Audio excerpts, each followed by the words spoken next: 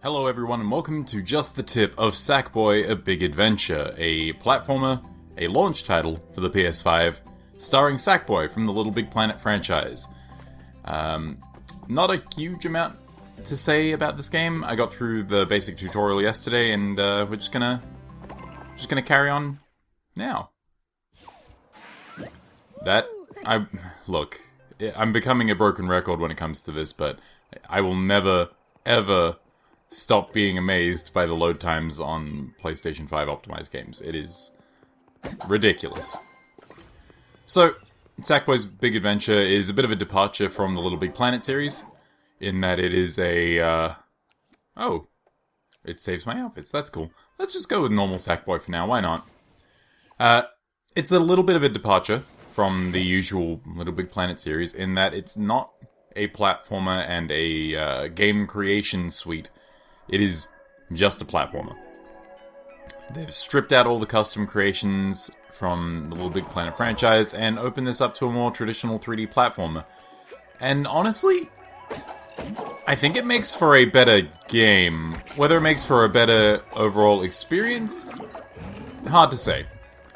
I will say that this is a decent showcase of the DualSense controller, of its haptic rumble specifically. Every time I touch something or walk on a different surface, it feels different. It's not quite as pronounced as something like, say, Astro's Playroom, but it is there. And, I don't know, I have a certain affinity for LittleBigPlanet, so I'm happy to see Sackboy back in a starring role in something. It's very cool. Now, as for his range of movement, you've got a run, you've got punches, you have a big old... Oh, you got a big jump, you have a bit of a Luigi-style flutter jump, which is cool, and you've got a little roll, which is cool. And if you keep tapping that roll, you just keep on rolling. Now, if you hit that roll and then hit an attack, you've got a little spin. If you jump and then... Oh, if you attack and then jump, you've got a little uppercut. It remains to be seen whether or not these different moves affect different enemies, because I am only a couple levels into the game. This is literally, this is level 2. But it's a lot more range of motion than I was expecting from Sackboy: A Big Adventure. In terms of visuals, I think it's quite good looking. It's got that whole cobbled together out of whatever they found around sort of aesthetic, where things look like they're made of different materials and, you know, junk that they found around the house. I don't know, it's kind of nice. And, like, as far as platformers go... Oh, hang on. How do you like the spin? It doesn't really matter. Okay, so I'm thinking the types of attacks don't actually matter, but it is nice to have some options, I guess. Oh no, I'm red because I got hit. That's no good. I'm unclear on what that 4 up in the corner is for exactly. The game has not explained that as of yet. Whee! But yeah, so in comparison to last generation, where your launch title included Knack, which was an okay platformer.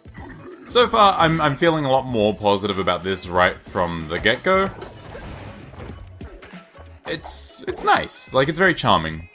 My one big con that I'm looking at here, the one big negative I'm seeing with Sackboy: A Big Adventure, is that I really hate that Sackboy makes noises. I don't like that he sounds like a human child. Because he used to just be silent and rely entirely on pantomime, which was... I don't know, it was kind of funny. And this is just weird and off-putting. That might just be me, I don't actually know. Oh god! Oh, all the money. It's gone. No. I'm guessing this would have doubled my score if I went and got all these. That's fine. There's a nice little bit of magnetism when it comes to these tightrope walks. I didn't think I was going to make that jump initially, but hey, it turns out I did.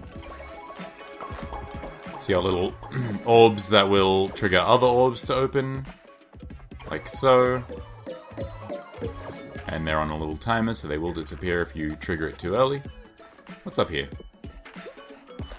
And so far these are pretty linear levels, but there are little places where you can kind of jump off the beaten path and go into secret areas. Actually, this is the first secret area I've seen. What is... Hi. What are you guys doing? Hey, hey, hey! Give it back. Oh, it's whack-a-mole. Give me you. Yeah. But yeah, this feels perfectly fine. And I don't know, if you've got kids, I think this would be a perfectly good game to throw them onto, because it's not particularly challenging. But it is entertaining enough, and it's fun. There is a story, actually, which seems kind of weird. A big nightmare creature named Vex is trying to take over Craft World, I think they call it. It's all very generic, but, you know, it does the job, you know? What's this over here? Can I hit this a bunch of times? What do you got? New costume piece. Hell yeah! One of my favorite parts of the LittleBigPlanet franchise has been the ability to dress up your characters. I just think it's really cool. Unfortunately, from what I've seen, at least just through play, I don't think there's any, like, cosplay style costumes, like, from other games. I know you could get them as part of a pre-order bonus. I mean, who doesn't want to play as Sam Porter Bridges from Death Stranding? But, maybe they'll sell some as DLC? I don't know. I'd be exactly the kind of sucker who would pay for that. They do actually have some DLC costumes in the store already, but they're free. So, yeah, why not DL those? I don't know why I said DL instead of download. But this is what I've decided to do with my life today. I'm playing Sackboy: A Big Adventure. You can't judge me. Now, there are also things on this side.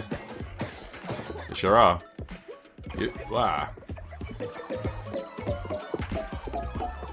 So when you... Ooh, there's like a really cool winding, whirring vibration going through the controller when that winds down.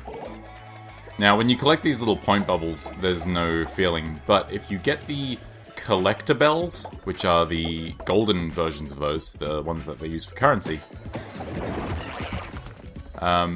there's actually a nice little popping sensation within the controller. It's pretty cool. I guess what I'm trying to say is, I like this game just fine. It seems nice. It's functional, loads quick, and you know what, we'll probably do something once we get out of this level, just to showcase one of the features of the DualSense. Or no, not the DualSense, of the PS5. Sorry, my brain just went completely blank for a second there and I forgot what I was talking about. Yeah, fine. 1 point bubble, what's it gonna do?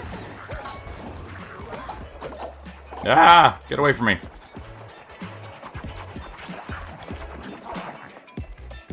So, nice, neat enemy designs. Nothing super memorable, though. At least, not from what I've seen. Again, I'm literally 2 levels into the game. But I think the most impressive thing this game does so far is the cool haptic feedback in the controller. Otherwise, it is a perfectly serviceable 3D platformer. Oh, wow. Wow. Sackboy, I can't believe you murdered him. Just pushed him off a cliff. Who does that? Check out these sneakers. Hi. So if you hold down the left trigger, you can change their expression. Ah, he's a scaredy Sackboy now. Ah! And you can move his arms around and do cool stuff like that. Like I said, I have an affinity for the LittleBigPlanet franchise, so I'm actually enjoying this quite a lot. But I'm under no illusion that it's some really special platformer. It is good. And actually, in terms of being a platformer, I feel like, so far at least, the controls feel much, much tighter. LittleBigPlanet was always given flack for having very floaty feeling controls, and that's just not the case here. I got Yeti hair. Well, I gotta put that on. Ah! I did it! That's cute. So, like, if you still want a floaty jump, you can do the little Luigi jump there. The Luigi flutter. Ooh. So, you get bonuses according to how well you do. And obviously there's some stuff I've missed in this world, but let's go. I'm gonna go back to the first level now, because I know that there's some stuff in there that I missed.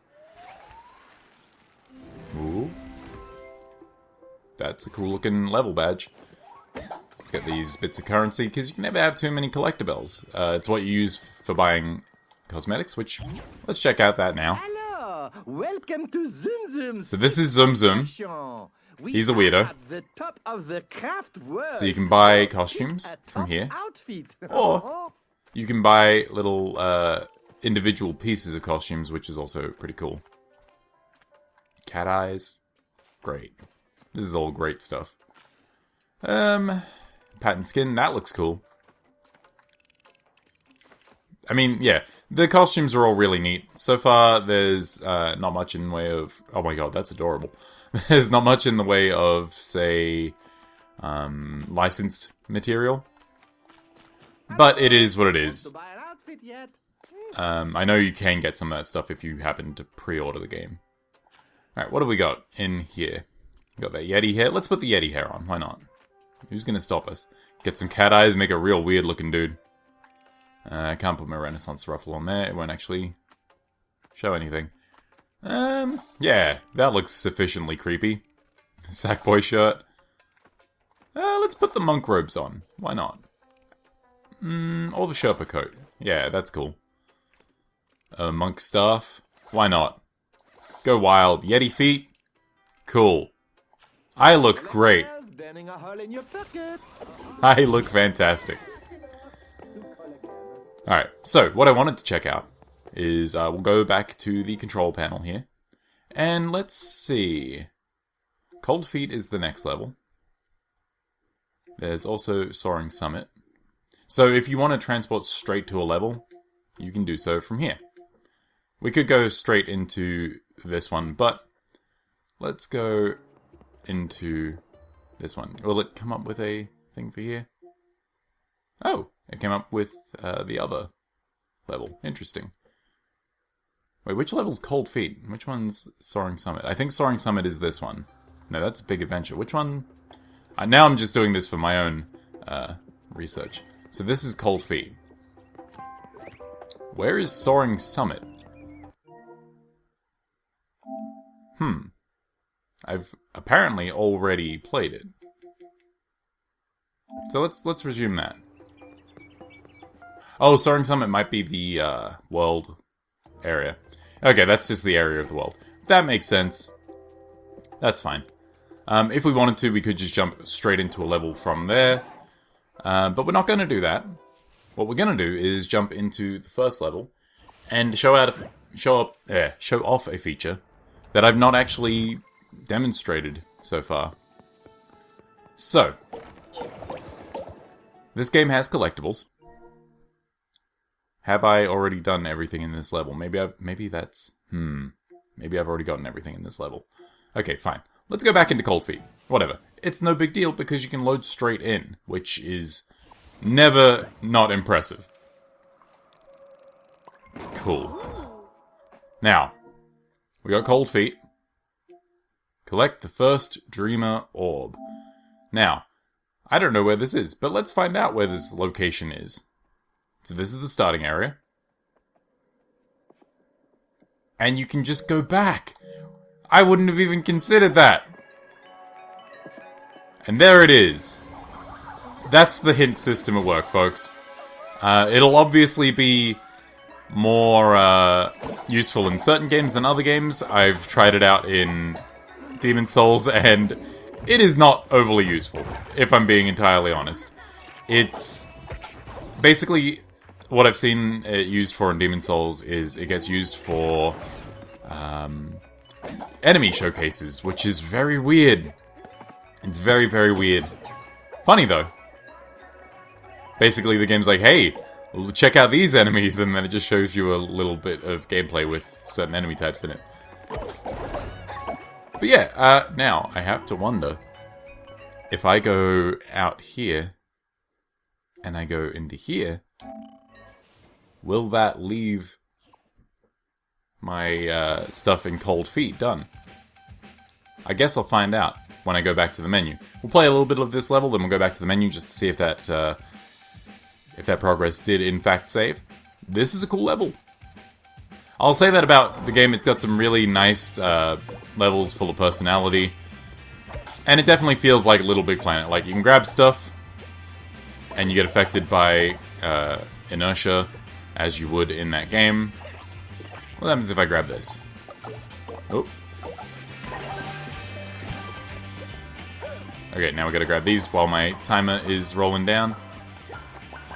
There we go. Oh, what if I... Can I... Hey, get out of my face, guys. I'm just trying to do... I'm trying to do my job. Ah. I want to see if I can jump up there by that. There we go. Unclear if that's what I was meant to do, but I certainly did it. Oh yeah, you also have a ground pound, which I completely forgot about. New costume piece, hell yeah. Okay, so that makes it a perfect opportunity to check to see if our progress actually saves in the middle of the level, or if you have to finish it. Let's check that out. Let's see. Let's go back out to Soaring Summit. Let's do that, and let's see if this stuff has actually recorded. It seems like it does. At least for that level it did. And if we go back into ZomZoms, we should be able to see if I retained that clothing piece. Which... Now I just gotta figure out what I picked up. Oh, it was this. Monk bracelets. Heck yeah. Let's get the monk outfit on. That's cool looking. I like that look a lot. But yeah. I think that's a pretty good showcase of this game. It's fun. It's simple, it's fun, it works. I feel like if you're a PlayStation 5 owner with kids, then this would be a perfect launch title for you. It is worth noting that it is out on the PlayStation 4, but I cannot speak to its quality on that. Right here, it's running really smoothly. There's been very little hitching. I think mostly just when you jump from one level to another via the activity cards. But, I mean, you can kind of expect that, I think. I think anything more than that could be worrying, but that level of hitching, it is what it is. But yeah, that's just the tip of Sackboy, A Big Adventure. Thank you so much for joining me, and I will see you next time. Bye-bye.